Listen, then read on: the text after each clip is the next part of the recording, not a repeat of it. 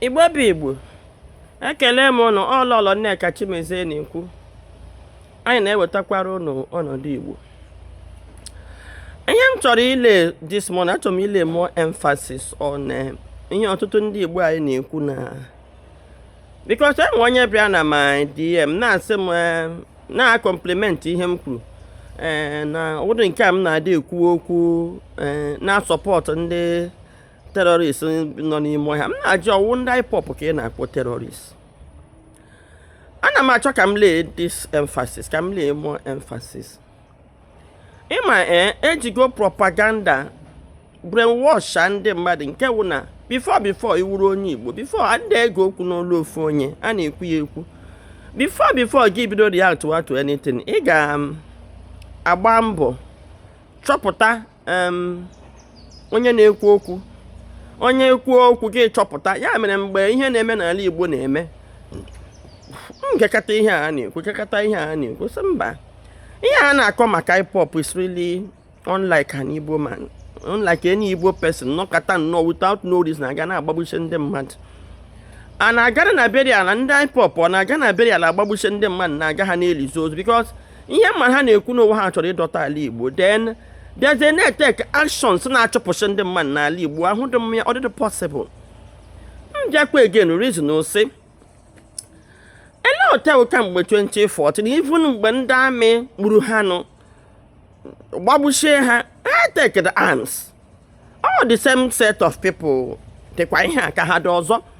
Ma mgbe eji Nnamdi Kanu ihe ha mega peaceful protests and rallies, you know, so ihe a bịa na-agbagwoju m anya, you know, na-agbagwoju m anya. M ji wee lawa sị ka m agaruo maka na a na-asị na akọrọ egero. M wee laruo wee chọpụta atrocities emere n'ala Igbo. Na ihe m ji na-repeat ihe ahụ ka m kilia maka ndị ka na-akụgheri ihe ha na-akụgheri. Ọkwa atọla Nnamdi Kanu, ịhụrụ ndị pụta na bịa gbawa ihe ọkụ, mebisiwe ihe. Mgbe a tụrụ abịola nga anyị ma ihe ndị OPC mere, anyị akọndem ha. And why eji ga-akọndem ha awụ na ha niile nọkọtara ọnụ tie ọnụ, ndị ihe na-eme na-edoda anya mechi ọnụ n'ọdụbe ha. Mana ile anya na nke ndị ipob a tụrụ Nnamdi Kanu, nga hụ na ọ ndị be anyị ozugbo ndị mmadụ nọwara site atom. Ọ gwụrụ nnọọ na Nnamdi gburu mmadụ, zuo oshi, ihe ọsọ Nnamdi mee. O ruru ogo ị ga-atọta anya ọ na-awụ onye oshi zuo oshi, ị gazie nwude gị gbagbuo ya maka o zuru oshi without giving him a fair trial. Ọ bụrụ na enwere ihe Nnamdi commit to treason, ọ dị proper na federal government, onye ọbụla na-ekwu nnọọ ihe ọ na-ekwu, ọ dị proper na federal government ga-aga mee ya abduct from Kenya bulata na Nigeria bịa try iwe. At least no matter ihe Nnamdi na-eme, that alone should tell onye ọbụla bụ onye Igbo to defend that first. And again, ndị ipob just like OPC na-eche nche na Yoruba land feel na ndị Yoruba, which is ndị Hausa, ndị jihadists chọrọ take over, which is still what is happening today. Na ihe mere na ha ji lata azụ owu ndị America chi were ọnụ na-achọ take over everywhere. In fact, these people suffered for us, died for us. Bịa gasha form insecurity outfit ha kpọrọ ESN ga na-echekwawa anyị, you know, na-echekwawa anyị. And mgbe ahụ ilekwa anya mgbe ha nọchi n'ọhịa na-eche nche aha ya anagadị enwedo onye ha gbuge, enwedo obodo, enwedo onye ọbụla ha nyege nsogbu. Na onye ọbụla bụ onye Igbo kwesịrị reason kedu mgbe nsogbu anụnwa bidoro, kedu mgbe gbagbuo tigbuo bidoro. And anyị akọwala ya ọtụtụ oge na o bidoro the moment a kpọbara ndị amị. Enwedo ihe mege na South East, and these boys ka nọkwa n'ọhịa according to them n'ọrụ onwe ha na-eche nche ha na-eche until ndị amị akpọta ndị amị. Ndị a na-ekwu okwa, okay fine, let's say na ndị hip-hop bụ ndị terrorists, ndị agboro. Why not? Kedu m ihe ọ na-ekwu maka activities ndị amị kwanụ? Nye ma ya ka m ji wee kwuo sị na enwe ihe mmadụ ga-emekwu na asị onye aha na ego, enwere ụdị action ị ga na-ete eke. Enwere n'ihe ọzọ mmadụ ga-eji ekwu na ndị amị ga-akpọ mecha road block na ndị moto ego. Ị ga-ahụ ha ga-abịa to the defense. Ha na-arụ, ị ga-ahụkwa ihe ha ga-ekwu showing that na in the plan ịnara anyị ala Igbo ime jihad enwe ọtụtụ n'ime anyị akpọkọtasịrị were ego nyesha ha nọ echa na social media na ndị enyecha ụmụnne ha appointment ndị ụmụnne ha nọ na gọọmenti ndị na-emekarị ha na-ekwu ihe ha na-ekwu wee na-ekwu ka m clarify ya ihe mere na owu na federal gọọmenti ndị steeti gọvanọs chọrọ ịgbaji Nnamdi Kanu aka so Nnamdi Kanu ha chọrọ ịgbaji aka ha na ipob so like ụmaghị pụtara kwuo ya na ya ga-ekiri a parallel ipob so ị na-ele ihe ndị anya gị mara and then ha akpọta ndị amị parallel ipob ụmaghị na Hope Uzodimma kirietụ na Charles Soludo kirietụwo ebube agụ so what they did ka m kọwazire ndị anyị na-akpọ terrorist a na-akpọ ụmụọma akpọrọ ipob ka m gwa gị the origin for those of you ga na-abịa na my DM na-ekwu it's unfair ụmụaka ha na-egbuwe ụmụ mmadụ ụmụnne mmadụ ndị nna mmadụ it's very very unfair inye aka na-ebochi mmadụ ọ na ihe mmadụ na-emerụ ya ka m ji na-ekwu ihe so what they did wo ha mee ebube agụ ahụ and onye ewe ebube agụ ha kpọrọ ha ga break jail n'Imo steeti chichi ndị oshi niile ahụ Chiga Asari Doubt ya train Asari Doubt is the commander of ebube agụ ị gaa na nke onye isi ndị ebube agụ eze Imo ị gaa na nke ya n'obi Imo n'obi eze Imo ahụ ndị nọ nga ahụ eche nche ewu ndị mba mmiri ha wụdo ndị Igbo so Asari bụ onye agha ndịrị ihe ahụ over.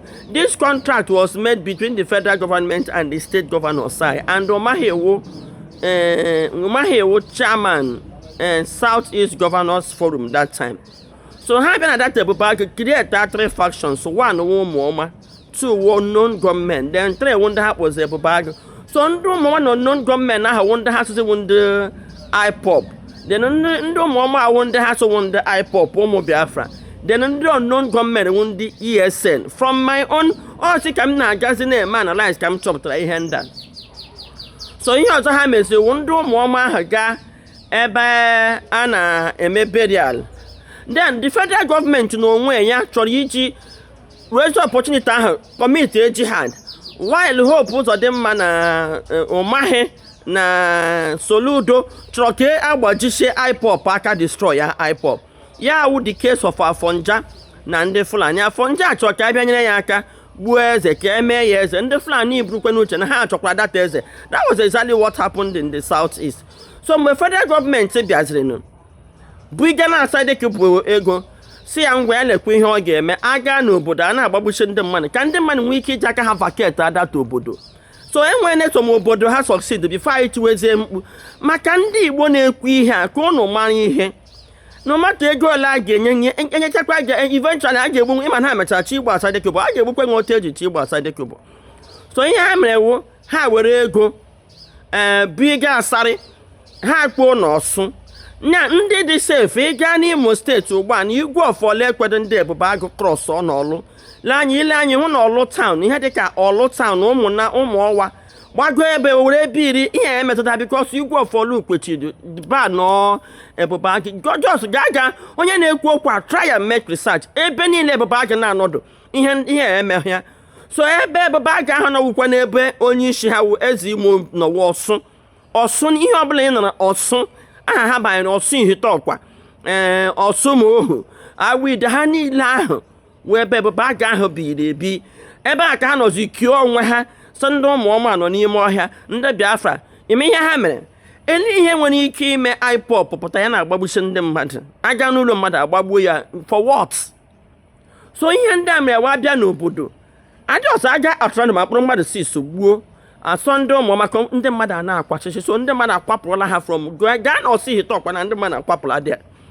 Kedu ihe ga-eme na ipob ga-eji saka obodo ha na-azọta gị isi agbago Ọsụ Mohu that area so many people akwapụla ozi mgbe a bịara chiwezie mkpa then ndị amị na-enye ha cover ndị amị sef na-enyere ha aka like eke ụtụtụ nọ n'Ọsụ Mohu Ọsụ Ihitọkwa ndị amị gbara ya ọkụ if na ha chọrọ ime ihe na Eke Ụbahaeze m ji wee gaa Eke Ụbahaeze wee kọwaa na Eke Ụbahaeze na-atụrụ bọmbụ ugbu a ndị ebube agụ nwere ọfịs ha dị ndị ipob enweghị ọfịs ha dị. You understand? And onye ọrụ ga-ama wụ ihe ọbụla mere n'Imo steeti or under cover press anaghị cover nke a na-eme na akwara ogbo every time gị hụ ya na what is trending on arise ajọsọ gba chọọchị ọkụ na Ọsụmohu now gbuo mmadụ ebe ahụ enwede any news outlet buru ya nụ agbapụrụ ụlọ chọọchị ọkụ na ihe ala ọkụ ọ n'uli enwede any news outlet to show you na aka federal government nọ n'ihe na-eme so biko ihe m na-ayọ ndị Igbo wụ ka anyị niile jikọọ ọnụ ọ bụrụ na ihe a na-eme dodo ga-emechi ọnụ ọntị gị gaghị ada oge anya ọ dị wrong gị nọkọta gị na-akpọ mmadụ na-akpọ mmadụ afa ihe onye ahụ na-eme ha let me tell you so long as iwu onye Igbo n'obodo a you are not safe so the earlier anyị niile jikọrọ aka ọnụ bebe ka anyị mara ma anyị ga-adọta isi ọnwa anyị the better ka m gwakwa unu ụmụnne m anya bewe ha ala imi bewe opụta anya ya pụta imi ndewo